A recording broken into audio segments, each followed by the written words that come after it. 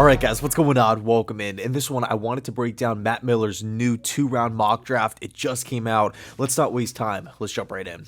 So at pick number 13 here, he is the Jets going with tackle from Ohio State, Paris Johnson. Right off the bat, I would love this pick for the Jets. At 6'6", 315, Paris Johnson, ironically enough, reminds me a little bit of AVT. Not so much like the play style, but this is a guy with 3 years of college experience, appearing in 5 games as a freshman, bouncing around the offensive line. He's played at right guard and at left tackle, so multiple positions on multiple sides of the center. I think that's really, really important, especially when we're looking at the Jets, a team that has battled with injuries, a team that right now has a lot of free agents set to hit the open market.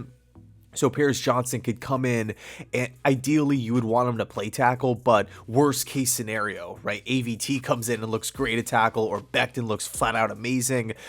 You know, it's not the end of the world if you have to play Paris Johnson at guard, but ideally you would probably take Johnson, maybe plug him in at tackle. When we take a look at his sophomore year where he was right guard, he played in 13 games, 768 snaps, allowed 13 quarterback hurries, 1 quarterback hit, and no sacks allowed. Junior year, where he played left tackle, 12 games, 757 snaps, 9 QB hurries, no QB hits, 1 sack allowed. So he has back-to-back years here where the pass protection is just out of this world, right? That's another really, really big need that the Jets have to figure out this offseason, whether it's in free agency or the draft. So Paris Johnson, you know, when we look at his resume, it's well-versed. He's played multiple positions. He's played on both sides of the O-line. He has 2 crazy seasons of production for the Buckeyes, by the way.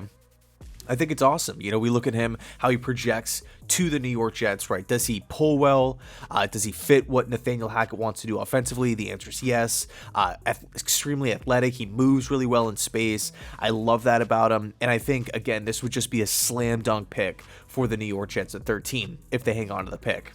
Okay, so next up with the Jets' second round pick, he has them going with safety from Texas A&M, Antonio Johnson. And I gotta be honest with you, he's actually one of my favorite players in the draft class. I'm not saying he's like the best or a top 5 prospect, but just like from like a fan's perspective, I just love watching Johnson play.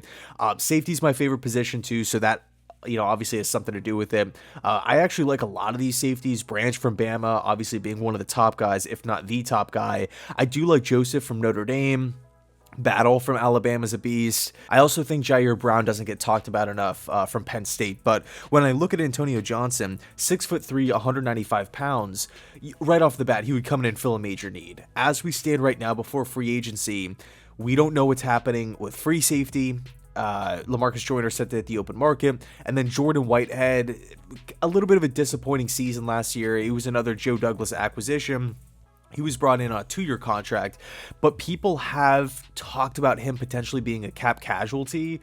We'll see what happens there, but either way, there's a need. There's a massive need there, and the good news for the Jets fans here in this scenario, Antonio Johnson actually has experience in both safety spots. He could do either. He's versatile as hell, right? He's actually played corner a little bit. His freshman year, he was a corner for the Aggies, and he does project into the NFL as a guy who can maybe do that if you need him to, but his play recognition is great. He's an awesome open field tackler. He's all over the defense. He can make plays down in the box. He can make plays in the backfield.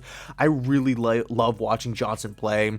Definitely brings a lot of energy against something that, you know, when we look at the pending free agents for the Jets, Quan Alexander, Quincy Williams, man, those are 2 guys right there that bring a lot of fire on game day.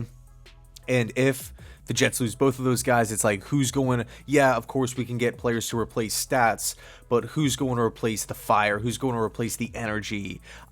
Really that pride on defense. Johnson, I do think will check that box. Another thing too with Johnson is he's really lanky, right? And that's, you know, a trait that you really want in a defensive back. You know, can you be that lanky, long corner, long safety here? And Johnson, again, checks those boxes. So my only problem with this pick here isn't so much with the player, isn't so much with the Jets selecting him. I just don't know if he's going to be there. Of course, it's so early in the process, but when I look at Johnson's play this past season, I do view him as like a late first round pick.